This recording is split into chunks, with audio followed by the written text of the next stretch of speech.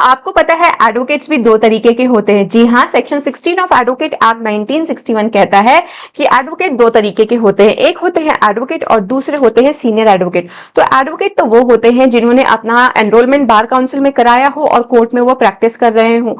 और एडवोकेट से senior advocate बनने की क्या प्रक्रिया है? क्या हम खुद को बोल सकते हैं कि मैं सीनियर एडवोकेट हूं, I am practicing in this court?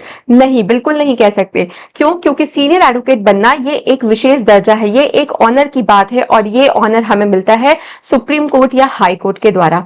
जब सुप्रीम कोर्ट देखती है कि कुछ एडवोकेट्स हैं, उनकी लीगल एबिलिटी, उनका कोर्ट रूम एक्सपीरियंस, उनका कोर्ट रूम कंडक्ट, उनका लीगल वर्ड से जो भी एक्सपीरियंस है, इन सब को देखने के बाद हाई कोर्ट या सुप्रीम कोर्ट डिसाइड करती है कि हमें इन एडवोकेट्स को सीनियर एडवोकेट की उपाधि देनी चाहिए या सीनियर एडवोकेट के तौर पे सम्मानित करना चाहिए। इस सारी प्रक्रिया को बोलते हैं designation as a senior advocate. जी हाँ, सीनियर एडवोकेट बनने के बाद उन एडवोकेट्स को कोर्ट रूम में डिस्टिंक्टिव रिकॉग्निशन मिलता है। जज साहब उनकी बात को बहुत ध्यान से सुनते हैं, उनका ड्रेस कोड बिल्कुल बदल जाता है, उनका गाउन, उनका कोट और उनका बैंड, ये सब कुछ बिल्कुल चेंज हो जाता है।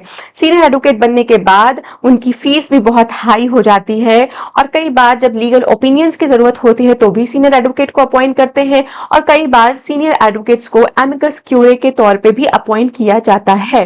इनके साथ साथ कुछ रेस्ट्रिक्शंस भी हैं। रेस्ट्रिक्शंस ये कि सीनियर एडवोकेट्स कभी भी अपना वकालतनामा फाइल नहीं कर सकते हैं, वो कभी भी क्लाइंट से डायरेक्ट इंटरेक्शन नहीं कर सकते हैं। इसके लिए उन्हें जूनियर्स के थ्रू अपने क्लाइंट से इंटरैक्ट करना होता है।